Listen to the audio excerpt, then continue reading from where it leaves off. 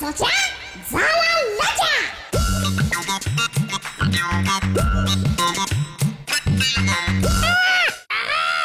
हाय, happy Diwali.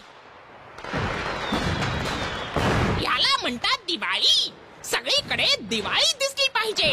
सगळीकडे प्रकाशच प्रकाश, सगळीकडे आवाजच आवाज. हा आवाज थांबता कामा नये म्हणूनच याला म्हणतात माळ.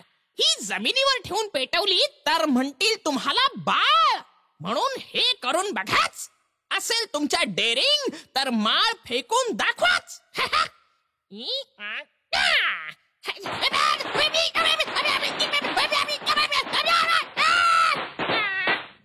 मला हेच सांगायचं होतं.